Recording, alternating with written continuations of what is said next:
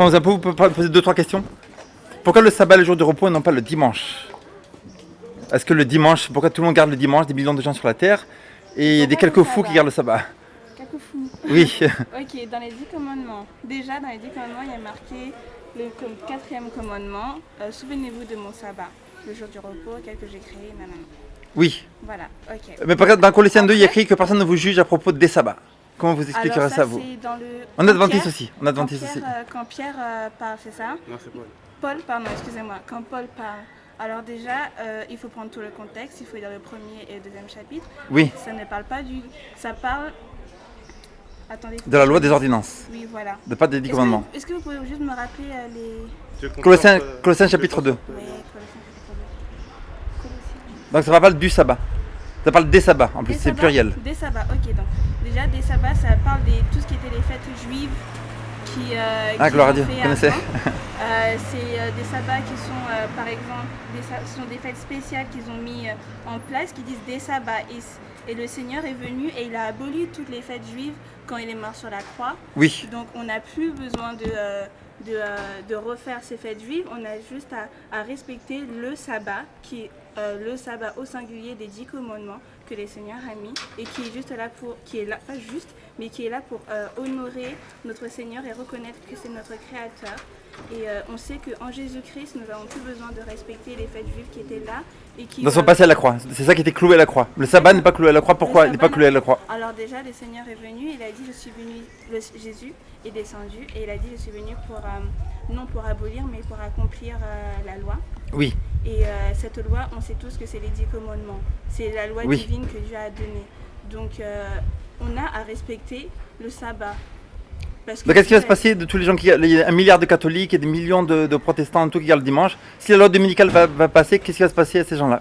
Qui gardent le sabbat? Le dimanche.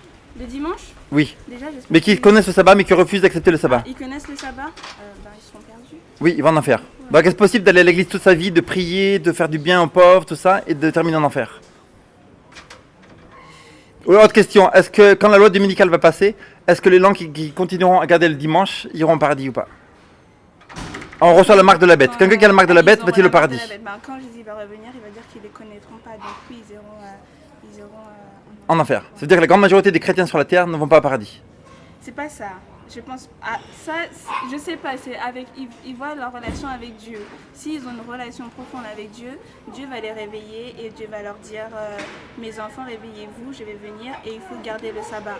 Oui. Si ils n'ont pas de relation avec Dieu, clair et net, Dieu va venir et va dire Jésus va revenir et dire qu'il les connaît pas, c'est tout. Mais est-ce possible d'avoir une relation avec Dieu, de prier tout ça, mais de dire ce message-là, ça m'intéresse pas. Le sabbat, le marque de 3 anges. Pour moi, non, si on a reçu le Saint-Esprit, ce n'est pas possible.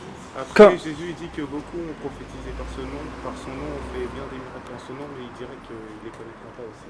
Alors, ceux qui prophétisent par son nom, on en a beaucoup d'exemples avec toutes les églises émergentes qui église, ils disent oui, nous sommes, mais vraiment, à qui franchement ils obéissent? Est-ce que tout leur pouvoir, c'est des démons qui viennent, des esprits malins qui viennent et qui font les miracles?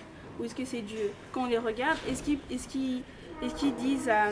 parlent de la Bible et du fait qu'on doit se repentir et aller se tourner vers Jésus-Christ, vers lequel seul on a le salut? Oui. Est-ce qu'ils le disent, oui ou non? C'est seulement par ce fait-là que l'on voit si ces personnes ils ont une relation avec Dieu ou pas. Parce que croire en Jésus ou croire dans la Bible, ça suffit. Par exemple, les pharisiens, ils croyaient dans la Bible, ils connaissaient par cœur la Bible, ils ne mangeaient pas de porc. Ils n'avaient pas l'esprit de la loi, ils n'avaient pas cet amour que Jésus a en lui. Ceux qui faisaient, ils avaient juste le cadre, mais ils n'avaient pas l'amour de Dieu, ils n'aimaient pas sincèrement le Seigneur, ils suivaient juste par tradition, c'est tout. Oui, donc pourquoi Dieu a levé l'église adventiste? Qu'est-ce qui s'est passé en 1844, si tu connais l'histoire?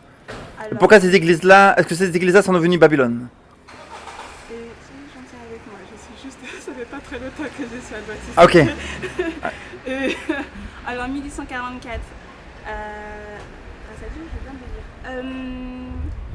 de dire. Le message des 3 anges. Le message des 3 anges, oui, je sais. A commencé en 1844, le message du deuxième ange a déjà été donné. Oui, et tout. Je connais, mais j'ai pas envie de dire des bêtises. Parce que Ok, le deuxième ange était donné parce que William Miller est arrivé avec ce message de 1844. Toutes les églises ont dit on veut pas Jésus, on veut pas qu'il revienne du tout. Donc ils étaient chrétiens, ils avaient une soi-disant relation avec Jésus-Christ, mais ils disaient que ce message-là, ça ne nous intéresse pas. Josiah Leach, un des pionniers adventistes, il a dit come out from these churches now. This is no more time to go into churches. Donc tous les gens qui étaient baptistes méthodistes, ils sont sortis, ces églises. Et Dieu a fait la dernière église qui est l'Odyssée.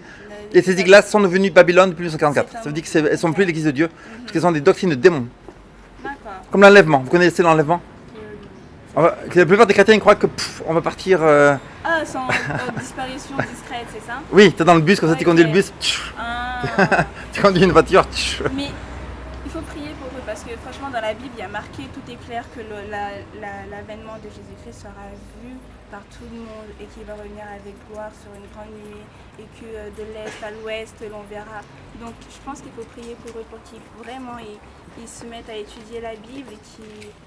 Voilà. Eux ils disent qu'il va venir comme un voleur, donc comme un voleur dans la nuit. Ok, il y a marqué ça dans la Bible que Oui. Jésus-Christ, Jésus a dit que il va venir comme un voleur, mais il a aussi dit veiller et prier. Donc pour ceux, et il a donné des signes, il a donné les prophéties. Oui. Et pour ceux qui étudient, pour ceux qui veillent et qui prient, on reconnaîtra ces signes et on saura que Jésus va revenir bientôt. Donc pour ceux qui n'étudient pas, oui, il va venir comme un voleur et va les surprendre. Mais pour ceux qui étudient... Non mais ils disent qu'il va venir comme un voleur, c'est qu'on marchera et des millions de gens vont partir d'un coup comme ça. Il y aura la radio, il y aura TF1, Antenne 2. Des millions de Français ont disparu, nous ne savons pas où ils sont partis d'un coup comme ça. Mais ça, c'est pas biblique. 30% de notre entreprise est partie, ils sont enfuis. Ok, mais ça, c'est pas biblique. Ils disent que deux sera dans un champ, un pris, un laissé. Deux dans un lit, un pris, un laissé. Deux dans la Est-ce cuisine, qu'ils connaissent le jugement? un prix, un laissé. Qu'est-ce que tu peux expliquer ce verset, si tu sais ou pas? Que un prix, un laissé, Je connais pas ce verset. C'est dans quoi? dans C'est le... dans Matthieu chapitre 24, Jésus il dit de deux femmes qui moudront la meule, l'une sera prise, l'autre laissée. De deux personnes qui seront dans un lit, l'une sera prise et l'autre laissée. Parce que je l'ai en anglais. Matthieu chapitre 24. Ah, tu l'as en anglais? Oui. le King James. Bible. Je vais prendre le sur le téléphone. Vous êtes d'où, Martinique? Guadeloupe et Marseille. Ah, gloire à Dieu. Tu parles anglais couramment? Je comprends. En tout cas, Ah, c'est- c'est Dieu qui me fait comprendre. Tu veux lui apprendre, parce qu'il vient juste d'apprendre tout ça. Michael, il est tout neuf dans toute la vérité adventiste. Ok, Il va bah, apprendre anglais. On est là même parce que je suis pas encore baptisée. Voilà. Attends, tu peux répéter s'il te plaît? Matthieu chapitre 24. Tu t'appelles Michael? Ok. Ouais, pas non plus. Et vous êtes de quelle église? Moi, je suis adventiste. Je suis docteur de théologie aussi. Aux États-Unis, je suis baptisé là-bas depuis 15 ans. Et Michael était un peu catholique, tout ça, et maintenant il a accepté la vérité. Non. J'allais juste à la messe catholique, mais j'étais pas catholique. Gloire à Dieu. Ça fait 1 mois, 2 mois qu'il garde le sabbat, gloire à Dieu. Et qu'il est sorti de toutes les fausses doctrines Gloire à Dieu. Alors, évangéliques, musulmans, tout ça. Alors, 24. C'est le verset principal. Un pris, un laissé. Deux, ils sont en train de faire à manger, des pâtes, du tofu, tout ça. Il y en a un qui est pris, un qui est laissé. Deux, ils sont dans le lit, dans le même lit. Attends, je vais chercher. L'un, il est en train de dormir, l'autre, il se lève le matin, il est plus là. On peut lire tout le chapitre? Attends, Ok. je sais plus trouver. Dès qu'ils sont dans un champ, ils se travaillent tout ça. Comment ça va, Pierre, ta famille, tout ça. Hop. Et 2 minutes après, il est plus là. Il travaille tout seul. La clé, c'est à la fin du chapitre où les apôtres ils demandent où, Seigneur, où sont-ils pris?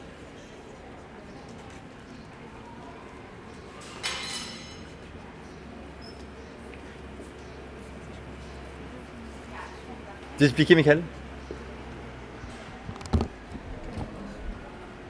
Vous avez dit la clé, c'est la fin? Le dernier verset. Les apôtres demandent où sont-ils pris? Et Jésus répond, il explique où ils sont pris.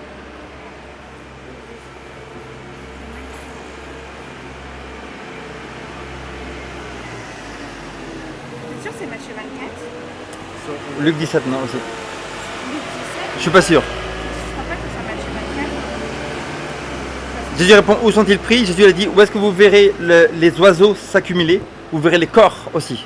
On voit dans Apocalypse 19 que quand Jésus revient, il y a quelqu'un qui demande à tous les oiseaux de la terre de venir manger les corps des gens qui sont morts. Donc les gens ils sont pris par la venue de Jésus qui va les tuer. Et 1 Thessaloniciens 4,16, et nous qui sommes restés derrière, nous montrons dans le ciel. Donc on n'est pas pris pour être pris comme ça, ils sont pris pour être tués. Et nous qui sommes restés, on va avec le Seigneur dans le ciel. Vous savez, je ne connaissais pas ce verset, je vais l'étudier. Mais par contre, c'est pas Matthieu 24. Ça doit être dans Marc en fait. Oui, je connais pas, exactement. C'est important, oui, parce que c'est ça la clé pour le. Alors que la plupart des chrétiens ils croient en ça, qu'ils vont être partis d'un coup, alors que. Mais de toute façon, même dans Matthieu 24, il y a marqué qu'on n'est pas pris d'un coup comme ça. Non, ça n'existe pas. C'est-à-dire que quand Jésus revient, tout le temps il le verra. Oui, les cieux passeront avec fracas, il y aura du feu, des machins, la terre va bouger partout, il y a des millions de morts partout, Oui. des millions d'anges vont venir et tout, ça va être visible. En plus, vous m'avez pris en plein quand j'étais en train de lire les tragédies des cycles. Ah ok, gloire à Dieu. Oh mon Dieu. Vous êtes à quel chapitre? Je suis au bah, celui-ci. Où ça? Lequel? Le 35, c'est Satan, les pièges de Satan. Oula, ah oui. Vous savez que Satan a essayé de tuer Ellen White 3 fois quand elle a écrit ce livre. Hein. Parce que c'est le livre qui donne la clé. Moi, je vous remercie pour le reportage. Gloire à Dieu. Ok, merci beaucoup pour votre témoignage. Moi, ça va me permettre d'approfondir mon étude, parce que ça se voit que j'ai des choses à apprendre. Mais quand même. Oui, ok, merci pour votre témoignage, c'est sympa. Et continuer. Dans la vraie église de Dieu, c'est l'église adventiste du 7e jour. Exactement. Ok, gloire à Dieu. Dieu bénisse.